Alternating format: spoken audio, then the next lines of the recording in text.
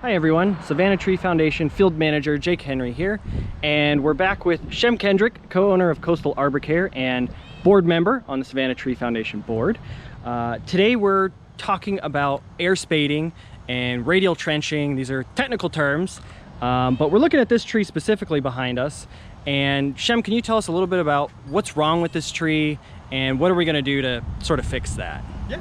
So first off, there's not really anything wrong, but there's always something to improve on, almost always. So here we have a buildup of dirt around the root flare of this tree. Really what you want to see, you can see the grade out here and then just how high it's kind of bermed up around the tree. And down over here to the left, you can see a buttress root there. Really we don't want that covered up with dirt. Flowers, you know, small perennials, we want to keep that away from the tree because you'll have moisture trapped there, and this bark is not meant to be exposed to moisture for long periods of time, unlike the roots themselves. So we're going to take this away and that lets it dry more and less entry for pathogens and decay. Yeah, and it looks beautiful. So over time, as you get compaction, whether it be from stormwater runoff, foot traffic, mechanical compaction from machinery or vehicles, you'll lose the pore space where air is in the soil or where water percolates through the soil. And that's very important because the feeder roots, the fine roots of the tree, are going to be in the top 6 to 8 inches of the soil. And so that's the area that's really susceptible to being compacted. So secondly, after we do remove the soil away from the tree, we're going to loosen this soil. We have over here a very large air compressor. Connected to that air compressor, I have an air knife or an air spade, and we use high pressured air and just blast it right into the soil, and this like tills the soil without damaging the roots. So depending on the condition of the tree and the budget, will determine how much we might excavate of this soil around the tree. In this situation, these trees aren't showing any decline in the canopy. There's no evident nutrient deficiency, so we're just kind of doing preventative steps here. We're not treating anything in particular. But what I'm going to do here is we're just going to blast away about 1.5 foot trenches, going out about 15 to 20 feet from the trunk. And we're going to go about 10 inches deep. And then we're going to replace the soil that we have here, which isn't all too bad, but over time the tree uses up these nutrients, and in an urban environment, if you're not adding nutrients and the tree's using them, and we're taking away all the leaf litter and any of the decomposing wood or even decaying animals that would replenish the soil, so the soil gets depleted of nutrients over time. So we got this beautiful mixture here of triple ground mulch and composted cow manure. So the cow manure is real high in nitrogen, so that'll give us a flush of new growth.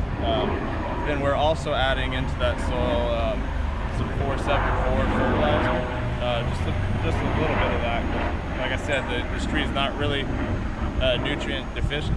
We're going to go ahead and just give it a little boost. And in that fertilizer there is mycorrhizae spores, and mycorrhizae it actually translates to fungal root. So that is the symbiotic relationship between a fungus and the feeding root of a tree. And this fungus attaches to the root, and maybe you can add a picture under the video. Yep, I will do that. So people can see exactly what we're talking about, but it increases the overall surface area of these feeder roots and helps them to absorb nutrients and water. And that's one thing that is lacking in a lot of urban soils because, as I mentioned, the lack of organic matter, and so your mycorrhizae activity is going to be a lot less. So giving it some great food right here, and then also adding some of those spores, we're going to hope to get some more mycorrhizae activity in there. A good way to remember that is your Irish uncle mycorrhizae. No, it's mycorrhizae.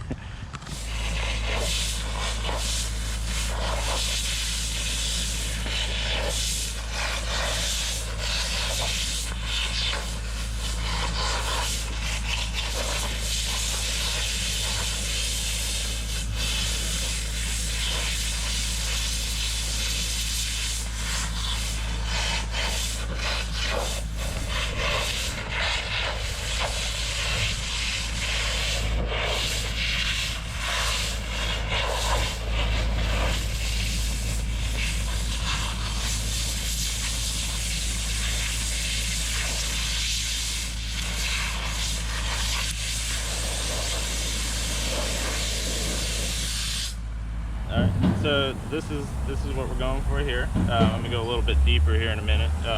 You can see all these roots here, these finer roots in the surface. So roots are gonna grow in the most conducive conditions.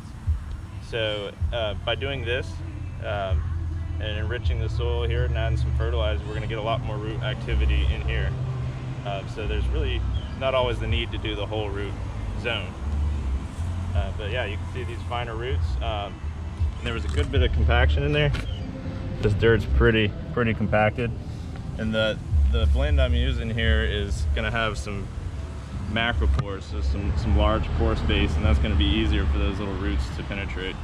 Okay, so we saw the before over there on the other tree. We just saw a little video of the actual air spading. So this is the sort of after picture. So Shem, can you tell us, what we've benefited over here on this tree by air spading? Yes, so when we started, you can kind of see where the bark here is lighter. The soil was actually up to about here. So you had all that surface area that was having moisture trapped against the trunk. Another thing about removing that, one of the benefits is you'll have adventitious roots, which are roots that are growing above the grade they should be growing, and that's caused by that dirt around the trunk. So these roots will have a tendency to sometimes grow around here, and even a very small root of, say, maybe a ½ inch is enough over time as this tree grows larger to go ahead and kind of restrict the flow of those nutrients and the water up into the tree. So that's one advantage here, is when we take that away, we can now remove any of those roots. We cut quite a few off of here. Even a few of the roots were about the size of my wrist. So we did that, exposed that, and then coming out here, you can see kind of where we did the trenches around. And we've already amended this soil. Now we have one happy tree. Absolutely. Awesome. Well, thank you so much, Shem. I really appreciate you telling us all about air spading and teaching us another great way to take care of our trees. And thanks everybody for watching, and stay tuned for more videos. Thank you.